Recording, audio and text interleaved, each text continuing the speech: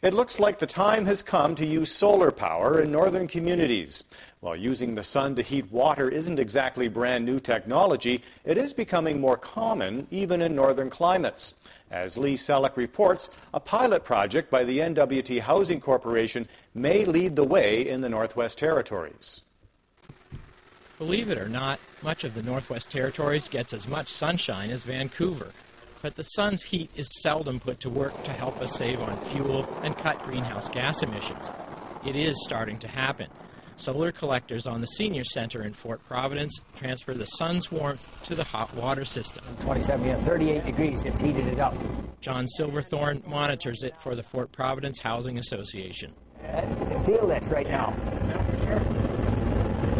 Oh yeah, it's hotter than it was a minute ago. Oh yeah.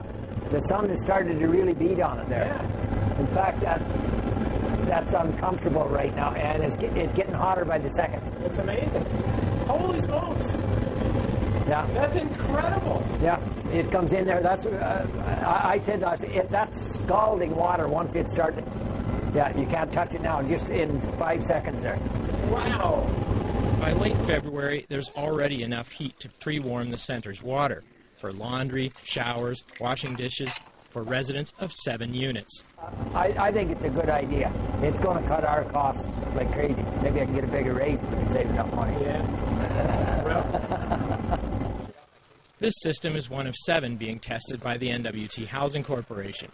The man in charge of those tests is Tom Gross in Hay River. So actually there is no heat on this tube whatsoever. The tubes are always cool to touch. And this is the absorber in the back of this plate, which picks up the sun rays. And then the heat is transferred through the end of the tube here into a manifold filled with glycol. Right. And that's what heats our hot water.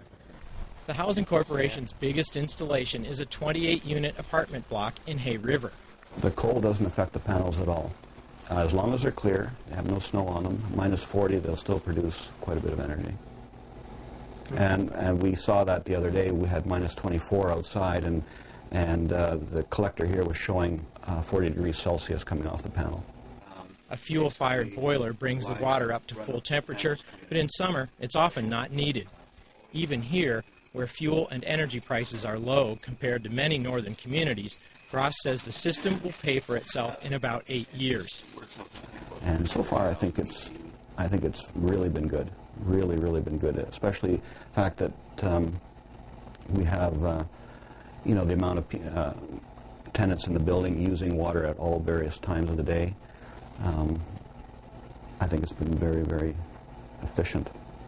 As solar water systems get simpler, like this one in a Hay River home, it'll be much easier to push into communities where fuel prices are usually higher, and payback will be faster.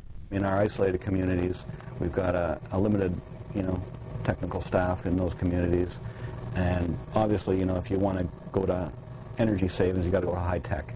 So there's got to be a trade-off here somewhere. We've either got to get our guys trained and up and running on this stuff, or we burn more fuel.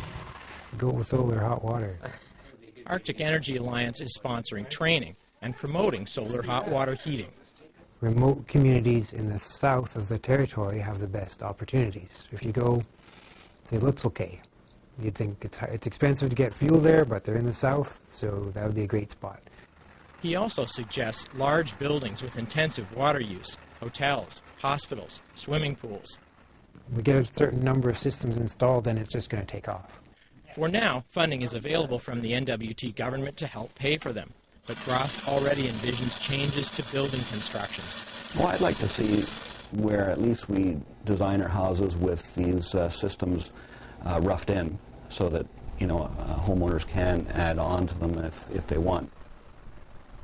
Lee Selleck, CBC News, Hay River. Federal Environment Minister